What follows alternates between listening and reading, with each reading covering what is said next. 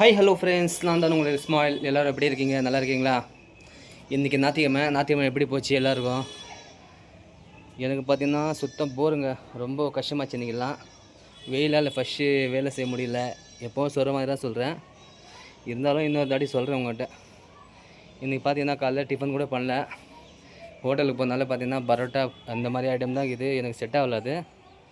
இன்றைக்கி சரி கூழ் சாப்பிட்லாம் பார்த்தா அது கூட என்னால் சாப்பிட முடியல.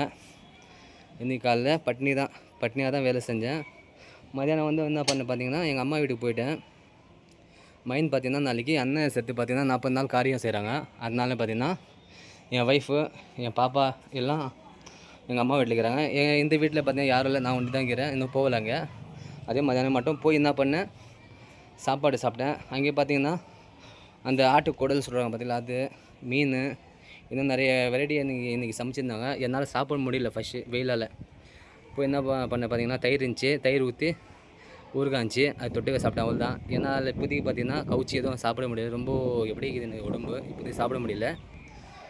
அதுக்கப்புறம் பார்த்தீங்கன்னா நமாஸ்க்கு போய்ட்டு வந்து இப்போ தான் மறுபடியும் மாடிக்கு வந்துக்கிறேன். எல்லாருக்கும் எப்படி போச்சு நீங்கள் நாள்? எல்லோரும் கமெண்ட்ஸில் சொல்லுங்கள். நேற்று வீடியோ போடல, அதான் நீங்கள் போடலான்னு.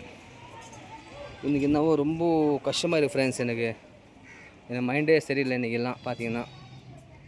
ஏன் பார்த்தீங்கன்னா என் அண்ணனோட நினைவு தான் கொஞ்சம் இருக்குது. அதான் என்ன பண்ணணும், எல்லோரும் பார்த்தீங்கன்னா நாளைக்கு அவனுக்கு காரியம் 40 நாள். எல்லோரும் துவா பண்ணுங்கள். எல்லோரும் பார்த்து பத்திரமா இருங்க சரியா? யாரும் வெளியிலலாம் வெயிலில் போகாதீங்க. வெயிலில் போனாலும் பார்த்தீங்கன்னா ஏதாவது கேப் எதாவது மாட்டிகிட்டு போங்க சரியா? இன்னும் நிறைய சொல்லணும், இப்போதைக்கு பேச எனக்கு மூடே இல்லை. சரி வீடியோ போடணும், அதுக்காக பார்த்தீங்கன்னா நான் உங்கள்கிட்ட சொல்லி நிற்கிறேன். என்ன சொல்லணும் ஒன்றுமே புரிய மாட்டேங்குது.